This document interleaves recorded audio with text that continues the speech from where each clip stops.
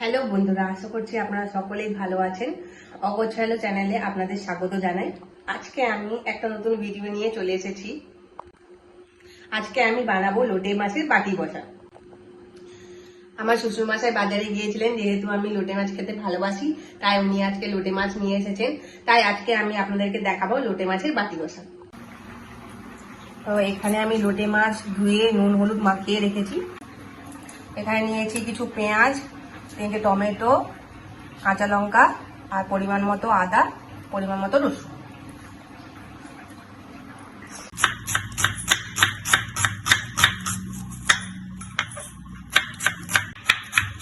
এবার আমরা পেঁয়াজগুলোকে কুচি কুচি করে নেবো।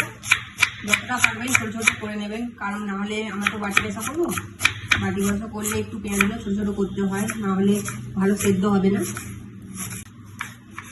টমেটোটাও সেম পেঁয়াজের মতো ছোটো ছোটো করে কুচি করে নেব। টমেটো দিলে স্বাদটা বেশ ভালো হয়। লঙ্কাগুলো আমরা ছোট ছোট করে কুচি করে নেব। আদা রসুন আমরা বেটে নিয়েছি। এখানে আমরা কুচিয়ে রাখা পেঁয়াজ, টমেটো আর কাঁচা লঙ্কা নিয়ে নিয়েছি। তো এবার আমরা বেটে রাখা আদা রসুনের পেস্টটা দিয়ে দেব।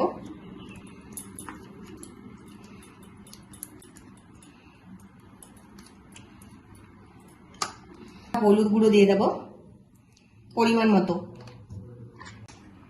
মতো নুন দিয়ে দেব,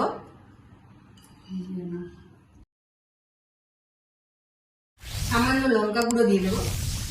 যারা যেরকম ঝাল খেতে ভালোবাসেন তো সেরকম ঝাল দেবেন। আমি অল্প করে লঙ্কা গুঁড়ো দিচ্ছি। তো এবার আমি লোটে মাছটা দিয়ে দেবো।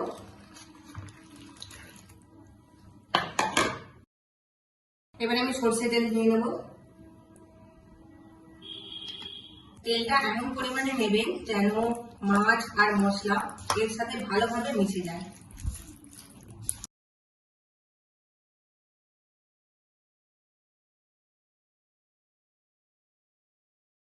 আমি সরু সরু করে কেটে রাখা আলু এর মধ্যে দিয়ে দেব, দিয়ে ভালো করে মাখিয়ে নেব, যাতে মশলাগুলো সব আলুর মধ্যে ভালো করে মিশে যায়।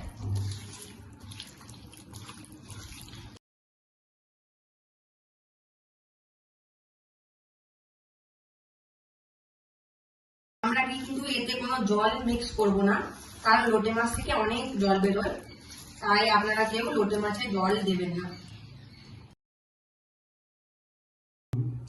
আমি গ্যাসটা জ্বালিয়ে মাছটা বসিয়ে দেব, দিয়ে দেব। কিছুক্ষণ আমি হাই ফ্লেমে রাখবো, তারপর মাছটা ফুটে গেলে আমি গ্যাসের আঁচটা কমিয়ে দেব। এবার আমি একবার খুলে দেখে নেব মাছটা ফুটেছে কিনা। ফুটে গেলে গ্যাসের ফ্লেমটা একটু আস্তে করে নেবেন। আমি খুন্তি দিয়ে একটু নেড়ে নেব, নিচটায় লেগে গেছে নাকি।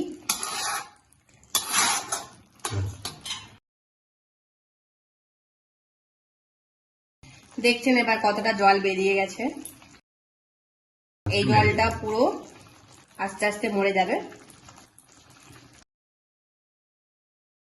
গ্যাসের ফ্লেমটা আমি এবার লো করে দেব।